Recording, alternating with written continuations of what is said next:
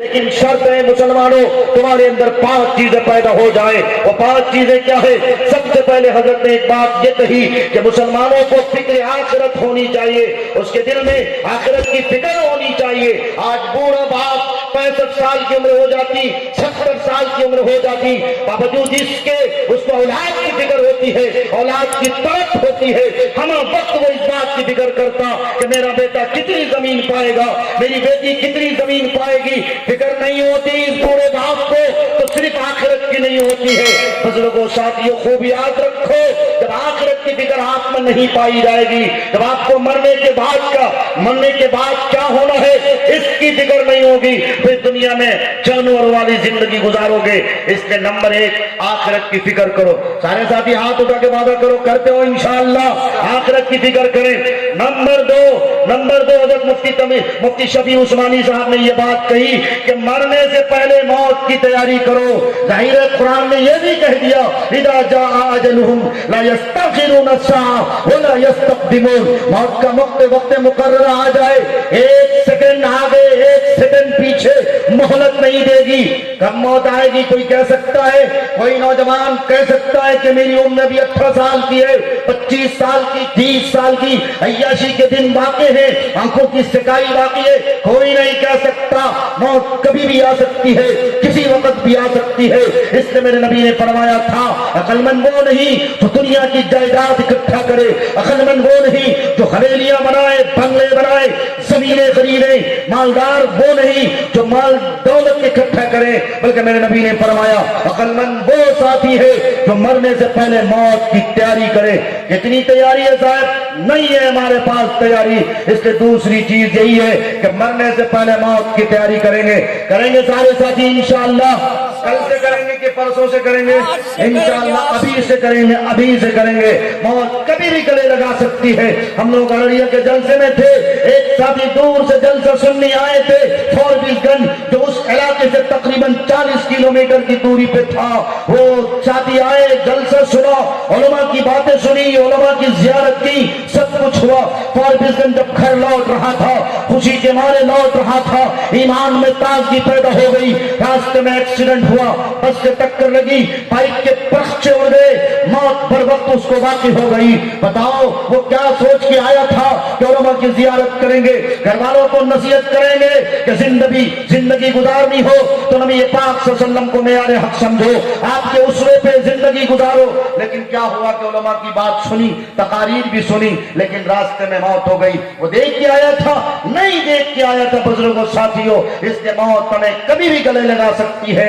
مرنے سے پہلے موت کی تیاری کریں. مسافر سفر کرنے کے لیے جاتا, معمولی سے سفر کرنے کے لیے جاتا. میں اپنی بات کر رہا ہوں ساتھیوں, میں پورنیہ سے نکلا تھا, راستے میں 2 جلسے کیا ہوں, 3-4 جوڑی کپڑے لے کے نکلا ہوں, منجن اور برش لے کے آیا ہوں, ساری چیزوں لے کے آتا ہے. کوئی چیز چھوٹ جاتی ہے, مسافر دوبارہ گھر کو جاتا ہے, کوئی چیز چھوٹنے نہ پائے, سفر میں تکلیف کا سامنا کرنا نہ پڑے. اتنے قلیل مدت کے سفر کے لیے اتنی تیاری. لیکن بتاؤ جو ابد الآباد کی زندگی, جو ہمیشہ ہمیش کی زندگی, جو دائمی زندگی جہاں ہمیشہ رہنا ہے, اس کے لیے ہمارے پاس کیا تیاری ہے؟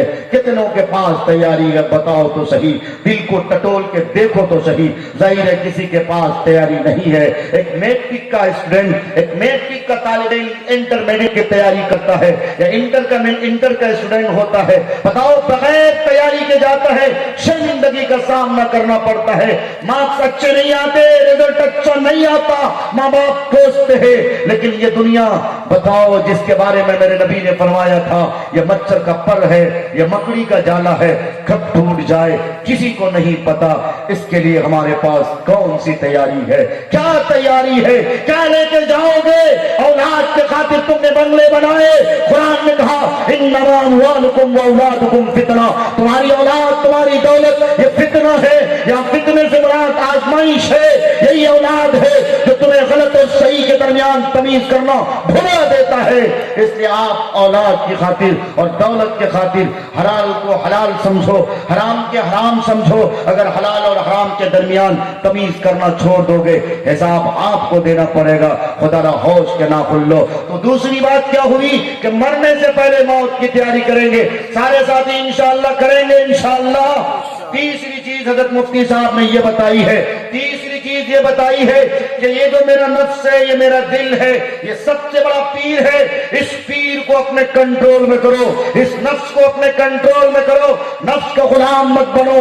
آج ہمارا نفس ہم سے جو مطالبہ کرتا ہے، خواہشات ہم سے جو طلب کرتی ہیں، ہم اسی کے مطابق زندگی گزارتے ہیں۔ بتاؤ کرتے کہ نہیں کرتے؟ ہمارا دل کہتا ہے نوجوانوں جلسے میں جاؤ گے، مولویوں کے تانے سنو گے، مولوی صرف اللہ اللہ کرتا ہے، رسول اللہ کی تعلیم کی بات کرتا ہے، ان مولویوں کو ٹیکنالوجی کے بارے میں کوئی علم نہیں، جدید سائنس ٹیکنالوجی کے بارے میں کوئی نالج نہیں، جاؤ مت وہاں، آؤ کرکٹ کا گراؤنڈ سجا ہے، یہاں چھکے اور چوکے کی بارش ہو رہی ہے، یہاں کتنا انجوائے ملتا ہے، کتنے تمسخرے ہوتے ہیں، تالیاں بجائی جاتی ہے، کرکٹ کے گراؤنڈ پہ خوب بھیڑ لگ جاتی ہے نا صاحب، لگتی کہ نہیں لگتی؟ لیکن جلسے میں دیکھو اتنا بڑا مجمع، اتنی لائٹیں لگی تھی، اتنا بڑا پنڈال سجا ہے، اتنے اخراجات کیے گئے، لیکن پنڈال خالی کا خالی پڑا ہے۔ مارکیٹ میں جا کے دیکھو کتنی بھیڑ لگی ہے، لوگ خرید و فروخت کر رہے ہیں۔ کیا آخرت کے لیے خرید و فروخت نہیں کرو گے؟ نہیں کرو گے خرید و فروخت، مر جاؤ گے، مرنے کے بعد قبر میں سوال کیا جائے گا، کیا جواب دو گے؟ یہی جواب دو گے کہ ہم جامعہ رشیدیہ گنپت گنج کے پلیٹ فارم پہ جلسہ سننے آئے تھے، تعمیر ملت کے نام سے جلسہ ہو رہا تھا، میں نے وہاں سے کھجور خریدے، مٹھائیاں خریدی، حلوہ پراٹھے کی دکان جا کے حلوہ پراٹھے کھائے، بچوں کے لیے کھلونے خریدے، یہی سوال یہی جواب دو گے؟ نہیں میرے بھائیوں، نہیں دے سکتے۔ اس لیے آؤ اپنی اصل جو تب زندگی ہے اس زندگی کی طرف توجہ ڈالیں، نگاہ ڈالیں، دامن میں گریبان میں جھانک کر دیکھیں تو انشاءاللہ تیسری بات جو میں نے آپ کے سامنے رکھی ہے کہ اپنے نفس کو اپنا غلام بناؤ۔ جس دن آدمی اپنے نفس کو اپنا غلام بنا لے گا، نبی پاک صلی اللہ علیہ وسلم کا فرمان، بتاؤ حضرت نوح علیہ السلام نے 950 سال اپنی قوم کو تبلیغ فرمائی، قوم کو دعوت دی، قوم کے لوگوں میں بہت سارے لوگوں نے دعوت قبول کی، لیکن میرے نبی پاک صلی اللہ علیہ وسلم کی حیات طیبہ صرف 63 سال کی زندگی ہے۔ اس 63 سالہ زندگی میں اتنی قلیل مدت میں آپ نے امت کو کیسے جوڑا؟ آپ نے صحابہ کی ایک ایسی جماعت تشکیل دی جو جہاں جاتے تھے وہ میدان اسی کا ہو جاتا تھا۔ 313 کی تعداد سنتے ہو لیکن اس پہ عمل نہیں کرتے، وہ ایمانی قوت تھی، ایمانی جذبہ تھا۔